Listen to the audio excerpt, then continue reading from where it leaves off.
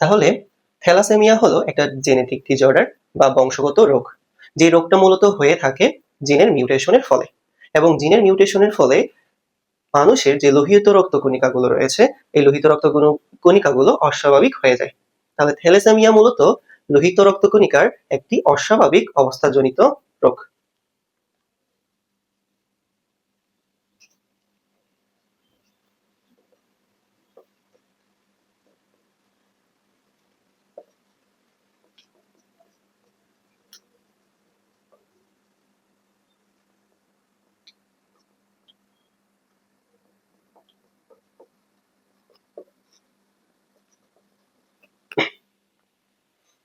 মানুষের লোহিত রক্তকণিকা তৈরি করার জন্য দুই ধরনের প্রোটিন কাজ করে। একটা হলো আলফা গ্লোবিউলিন, আর একটা হলো বিটা গ্লোবিউলিন। তাহলে একটা হচ্ছে আলফা গ্লোবিউলিন,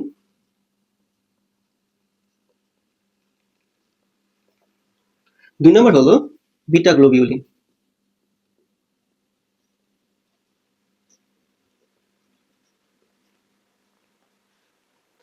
এবং এই দুইটা প্রোটিন লোহিত রক্তকণিকা তৈরিতে সাহায্য করে। যদি জিনের মিউটেশন হয়, তাহলে এই প্রোটিন দুইটি তৈরিতে ব্যাঘাত ঘটে, ফলে লোহিত রক্তকণিকার অস্বাভাবিক অবস্থা তৈরি হয়। আর লোহিত রক্তকণিকার অস্বাভাবিক অবস্থা তৈরি হলে লোহিত রক্তকণিকার পরিমাণটা কমে যায়, অথবা লোহিত রক্তকণিকা শ্বেত রক্তকণিকার মতো আচরণ করে। ফলে রক্তে শ্বেত রক্তকণিকার পরিমাণটা অনেক বেশি হয়ে যায়, এবং লোহিত রক্তকণিকার পরিমাণ কমে যাওয়ার কারণে রক্ত স্বল্পতা দেখা দেয়, যাকে আমরা অ্যানিমিয়া নামে জানি। তাহলে থ্যালাসেমিয়া হলো লোহিত রক্তকণিকার একটা অস্বাভাবিক জনিত অবস্থা, এবং লোহিত রক্তকণিকা শ্বেত রক্তকণিকার মতো আচরণ করে, ফলে রক্তের পরিমাণটা কমে যায়, এবং থ্যালাসেমিয়া রোগীরা সময় সময় পর পর রক্ত নিতে হয়। আর লোহিত রক্তকণিকার অস্বাভাবিক অবস্থা তৈরি হয় যখন এই আলফা গ্লোবিউলিন এবং বিটা গ্লোবিউলিন নামক প্রোটিনগুলো ঠিকমতো তৈরি হতে পারে না। এবং এই দুইটা প্রোটিনের উপর ভিত্তি করে থ্যালাসেমিয়া মূলত দুই ধরনের। একটা হলো আলফা থ্যালাসেমিয়া, আরেকটা হলো বিটা থ্যালাসেমিয়া।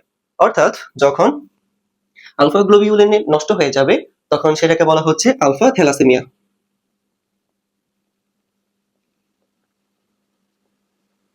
আর যখন বিটা গ্লোবিউলিন নষ্ট হয়ে যাবে, তার কাজটা ঠিক মতো করতে পারবে না, তখন সেটাকে বলা হচ্ছে বিটা থ্যালাসেমিয়া।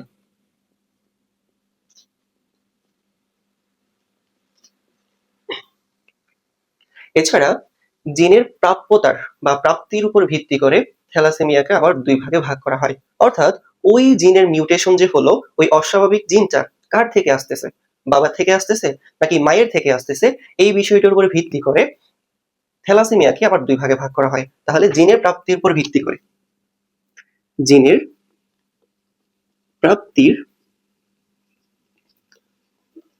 উপর ভিত্তি করে থ্যালাসেমিয়া দুই ধরনের। একটা হচ্ছে থ্যালাসেমিয়া মেজর,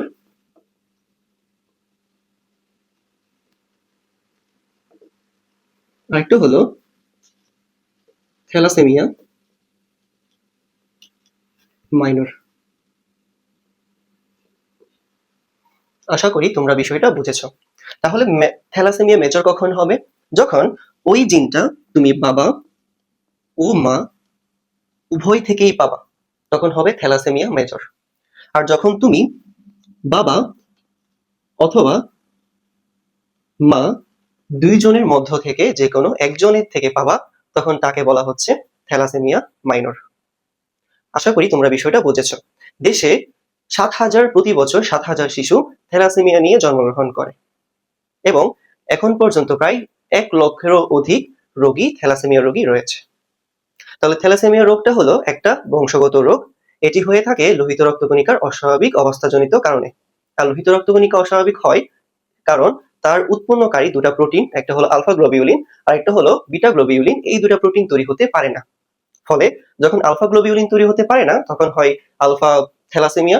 আর যখন বিটা গ্লোবিউলিন তৈরি হতে পারে না, তখন তাকে বলা হচ্ছে বিটা থ্যালাসেমিয়া। আবার জিনের প্রাপ্তির উপর ভিত্তি করে থ্যালাসেমিয়াকে দুই ভাগে ভাগ করা হয়। যদি তুমি ওই অস্বাভাবিক জিনটা বাবা এবং মা দুইজন থেকেই পেয়ে থাকো, তখন তাকে বলা হচ্ছে থ্যালাসেমিয়া মেজর। আর যখন তুমি বাবা অথবা মা যে কোনো একজন থেকে পাও, তখন তাকে বলা হচ্ছে থ্যালাসেমিয়া মাইনর। এবং এই থ্যালাসেমিয়ার কারণে মানুষের রক্তের পরিমাণটা অনেক বেশি কমে যায়, ফলে তাদের সময় পর পর রক্ত নিতে হয় এবং এই রোগটা খুবই ভয়ঙ্কর। কারণ যখন নবজাতক শিশু জন্মগ্রহণ করে তখন তার যদি থ্যালাসেমিয়া মেজর থেকে থাকে তখন তার রক্তের পরিমাণটা অনেক বেশি কমে যায়, ফলে তার মৃত্যুর সম্ভাবনাটা অনেক বেশি বেড়ে যায়। আশা করি বিষয়টা তোমরা বুঝতে পেরেছ। এরপর আমরা জানবো জীবনের আবির্ভাব এবং ডারউইনস থিওরি। নেক্সট ক্লাসে এই দুটো টপিক আলোচনা করব। আসসালামু আলাইকুম।